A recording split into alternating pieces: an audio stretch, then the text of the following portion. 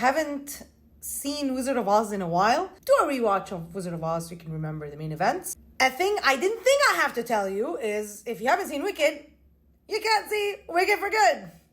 Hi and welcome to Raz Reviews. Today I'm going to be reviewing Wicked for Good. So this film is basically Act 2 of the original Wicked Broadway show. They broke them into two and now we're seeing the second half. The Broadway play is incredible and beautiful, but many people who have seen it agree that the first half or Act 1 is better than Act 2. The thing about Wicked for Good is that it's pretty much the same. Wicked for Good is good, just not as good as the first film.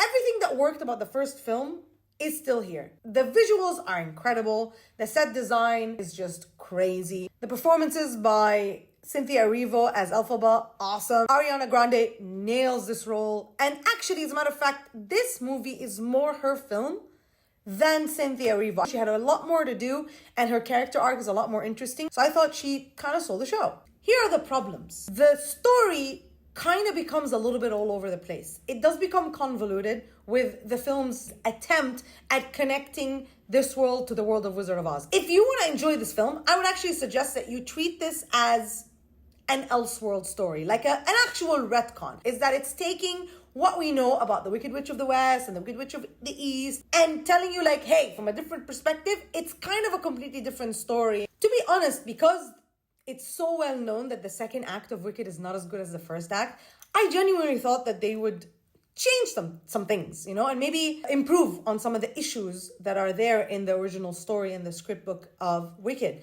And I was surprised that they didn't, but it goes to show you that sometimes being faithful is not a good thing. Sometimes you can improve, you can utilize the form of film and cinema in order to improve on the original material. And I think there was an opportunity here that was missed. There's also definitely a lack of the big wow moments of the first film. Nothing will beat Defying Gravity as a song. There isn't really much in the second film that matches the power of those musicals and those big wow moments. So overall, I would say Wicked for Good is an inferior sequel to the first film, but it's a nice conclusion. And it wraps up the main idea and concept of the film, which is this emotional connection and friendship between Elphaba and Glinda and how both of them change each other. The relationship they have with each other affects who they are as people and takes them on a journey of change. So overall, for me, it was an enjoyable experience. I really liked this film. I think it did really well in adapting the play. So if you're a fan, you're going to enjoy it.